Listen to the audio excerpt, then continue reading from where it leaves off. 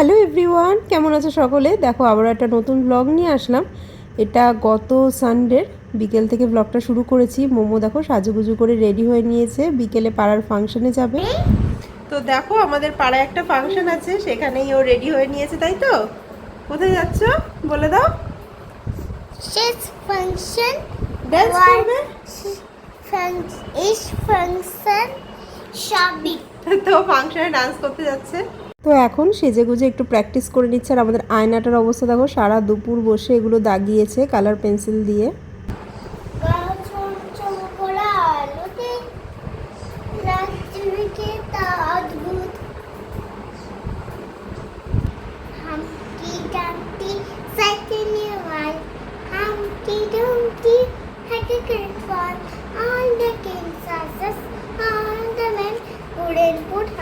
together again.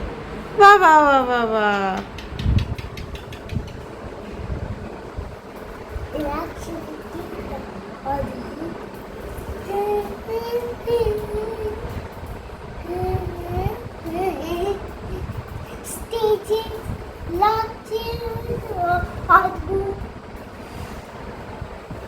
তো মোমোর dance একটু প্র্যাকটিস করে নিচ্ছে, জানি না কি করবে। ওই একবার দুবার একটু প্র্যাকটিস করে গেছে। আমার মামার মেয়ে তার সাথেই নাচবে, ও একটু প্র্যাকটিস করে রেখে গেছে। তো চলো আমিও একটু রেডি হয়ে নি, দেখি গিয়ে কি করে। চলো। চুড়ি পরছ? আর কি পরবে? এইটা আলতা পরবো। আলতা? আলতা না, নুপুর। নুপুর? আলতা পরে দিকে শাড়ি চুড়ি পরবি? পরে নাও, আলতা পরবি? পায়ে নুপুর পরে নাও। শাড়ি পরলে আলতা পরতে হবে। দুপুরে তো একটু ঘুমানো না, তো তাই আমরা তাড়াতাড়ি চলে গেলাম রেডি হয়ে। না পরবো না আমি। কেন? ভালো লাগবে, সুন্দর লাগবে। দেখো মা ফোন করে দিন কাপড়। কেন পড়বে না কেন? ভালো লাগতো তো। এই আমি ধরছি তোর গলাটা। তুই দেখ, আয়নায় দেখ। একটা ফটোটা করে ফেলবি এবার। আচ্ছা ঠিক আছে, পড়তে হবে না, যা। চল যাই গিয়ে আমরা। চল তাহলে যাই, আমরা ওখানে গিয়ে বসে থাকি। চল। হ্যাঁ আমি গিয়ে বসতে। চলো গিয়ে বসে থাকি ওখানে, চল। তুই আবার ফটো তোলো। তো হাট তো পড়াতে পারলাম না, তো চলো এইভাবেই যাওয়া যাক। হাট তো পড়বি না? বললে মেকআপ নষ্ট হয়ে যাবে। তাই? হ্যাঁ। কে বলেছে তোমাকে এই কথা? আরে বাবা। আর দেওয়ালে এগুলো কি করেছো তুমি? দেওয়ালে এগুলো কি দিয়ে ছাপ দিয়েছো? হাত নেপালি দিয়ে। হাতের মধ্যে নেল পালিশ দিয়েছিলে, তারপরে ছাপ দিয়েছো? এই ঘড়িটা না, আগে ঘড়িটা তো হবে, যে ঘড়িটা দে। কি অবস্থা! ঘড়িটা দিয়ে যাই। নেল পালিশ দিয়ে ছাপ দিয়ে দিয়েছো? কি দুষ্টু! কালারটা তো পুরো নষ্ট হলো দেওয়ালের। মোমো নুপুর পরতে রাজি হয়েছে, তাই ভাবলাম ওর নুপুরটা বার করে পরিয়ে দিই। এমনি সবসময় তো পরে না, আবার যে আজকে পরে গেছিলো না, আবার এসেই খুলে ফেলেছে। ওর মানে কোনো গয়না পরতেই ভালো লাগে না। বাচ্চারা কি সুন্দর হাতে বালা চুড়ি পরে, ওর কোনোটাই পছন্দ না, এমনকি গলায় চেন টেন কিছুই পরে না। এখন তো ওদের ছুটি চলছে, গরমের ছুটি। আর সারাদিন ঘুম টুমের বেলায় নেই, একদম বেলা করে উঠছে, তারপরে সারা দুপুর হট্টগোল। তো চলো, এই যে আমরা বেরোচ্ছি, আমি মা আর মোমো। বস, এই যে তোর নুপুর, বস পরিয়ে দি, বস।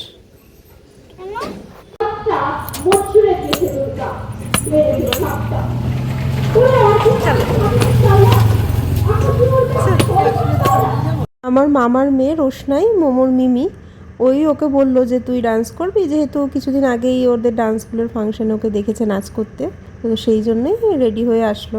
মানুষ তার স্বাধীনতা হারিয়েছে, তাকে শাসন করে আসছে প্রথা, রীতি, নীতি, ধর্ম, মতবাদ ইত্যাদি নেতারা।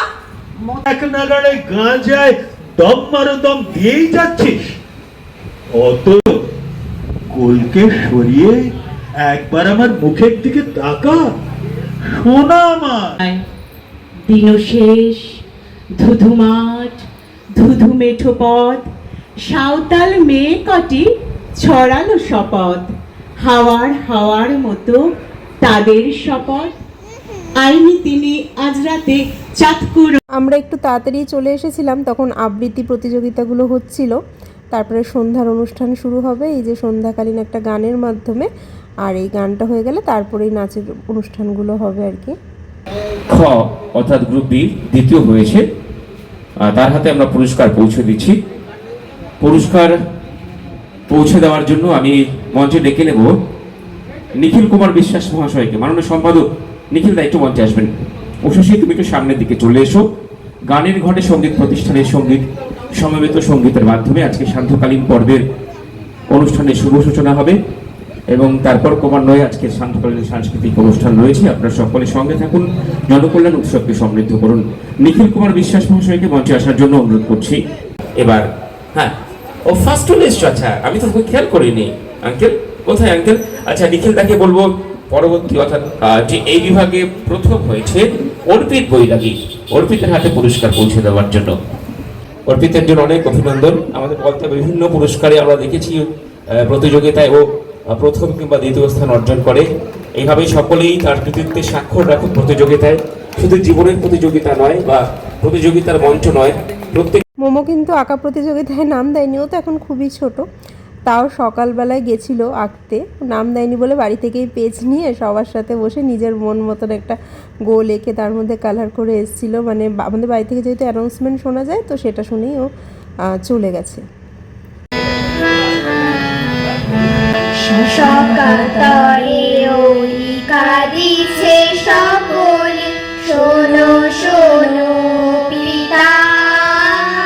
এর আগের বছর যখন ফাংশন হয়েছিল, মোমো খুব বায়না করেছিল স্টেজে ওঠার, কিন্তু আমি বলছি তুই এখন উঠে কি নাচ করবি, কিছু তো প্র্যাকটিস করে আসিসনি। তো এইবার ওর ইচ্ছাটা সেটা পূর্ণ হবে। ওর মিমির সাথেই নাচ করবে, ওর মিমি ওকে শিখিয়ে নিয়েছে। দেখা যাক কতদূর কি করে।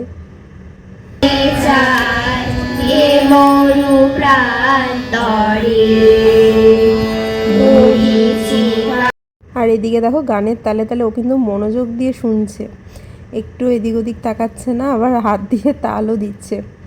আর রোশনা একটু দেরিতেই আসলো, ও জানে কারণ না শুরু হতে হতে দেরি হবে। আর আমরা তাড়াতাড়ি চলে এসেছিলাম কারণ বাড়িতে যেহেতু ওর মানে মন টিকছিল না। এদিকে দেখো জুতো টুতো এসেই খুলে দিয়েছে, খালি পায়ে দাঁড়িয়ে আছে তখন থেকে।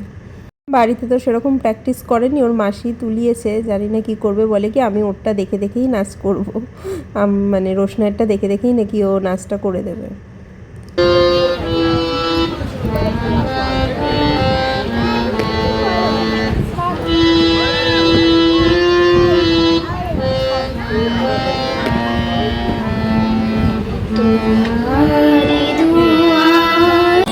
তোমার ঘরে নিশিরে আলোর জ্যোতি গেল সরে। এই ছোট্ট মেয়েটার গান গাওয়ার পরে কিন্তু ওরা দুজন স্টেজে উঠবে। আর ওরা মাসি বুঞ্জি দেখো এখানে সমানে খুনসুটি করে যাচ্ছে। ও রোশনাকে মানে মাসি কম মনে করে, ওর নিজের বন্ধু মনে করে। আর সবসময় ওর সাথে দুষ্টুমি খেলাধুলা এইসব করতে থাকে, মনে করে যেন ওর বয়সী।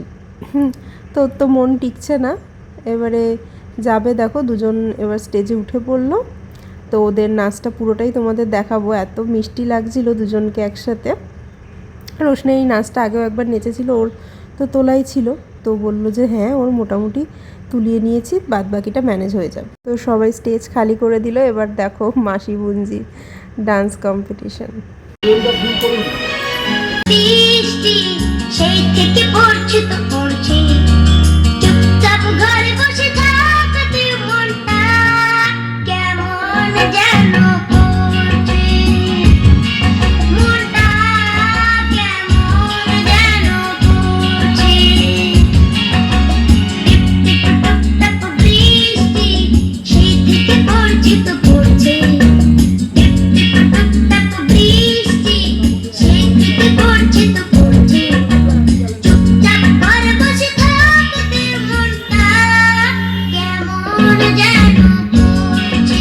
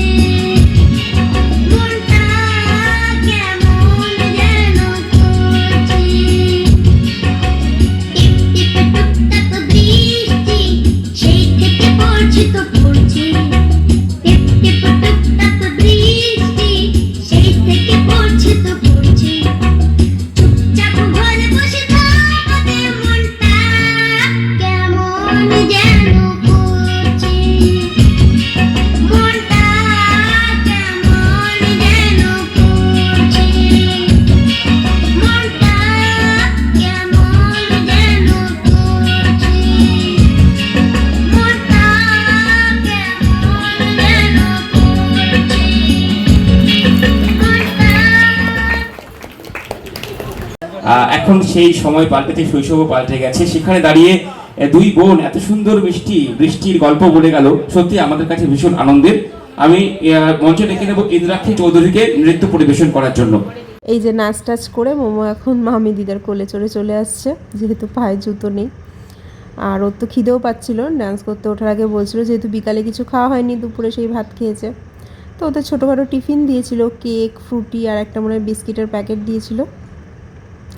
তো আমি বেশিক্ষণ বসিনি, এই 1-2 ডান্স দেখে চলে এসেছি। মোমো আবার খানিকক্ষণ বসেছিল।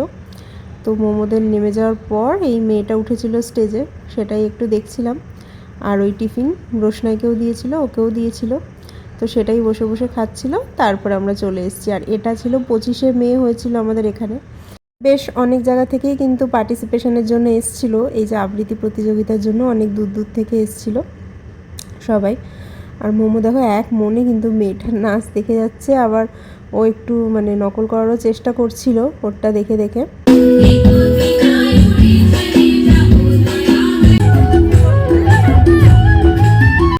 এইদিকে দেখো এই যে মোমোর খিদে পেয়েছে, তো রোশনাইকে বললো কেকটা খুলে দে, কেকটা খেয়ে নিচ্ছে।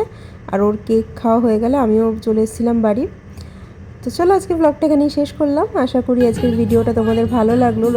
রোশনাই আর মোমোর ডান্স কীরকম লাগলো অবশ্যই জানিও কমেন্ট করে। ভালো লাগলে লাইক শেয়ার কমেন্ট করে দিও। চলো টাটা, আবার দেখা হবে নতুন একটা ব্লগে।